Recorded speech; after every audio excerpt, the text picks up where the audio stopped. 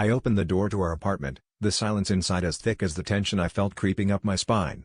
She didn't hear me come in, too absorbed in her own world, standing in front of the mirror in a white wedding dress that sparkled under the dim light. My heart sank, not because she looked beautiful, she did, but because I hadn't even proposed. The sight was as unexpected as it was surreal, a snapshot of a future I hadn't yet agreed to. Just last week, we had an explosive argument about commitment, where I thought we had reached a resolution that marriage was a distant possibility, not an imminent reality. The dress was borrowed, which she admitted in a flustered rush when she finally noticed my reflection in the mirror. Her best friend was engaged, she explained, and she was just trying it on for fun. But the ring on her finger, one I didn't recognize, told a different story, a story that felt like a betrayal. She tried to brush it off as part of the dress-up, but I knew better. The ring was too perfect a fit, too personal, and the way her voice wavered as she tried to soothe my growing anger only added fuel to the fire.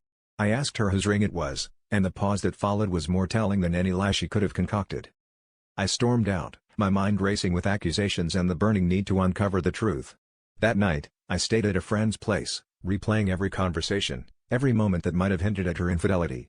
It felt like a puzzle where the pieces were all there, but I had been too blind to see how they fit together.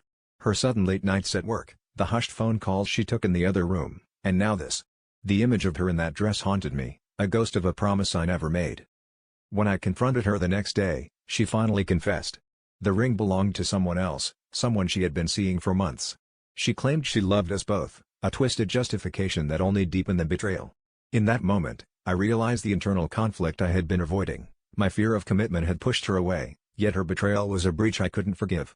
The relationship crumbled, not in a dramatic confrontation but in the quiet acceptance that the trust was shattered beyond repair. As I walked away, I understood that sometimes the person you think you know best can become the most profound stranger.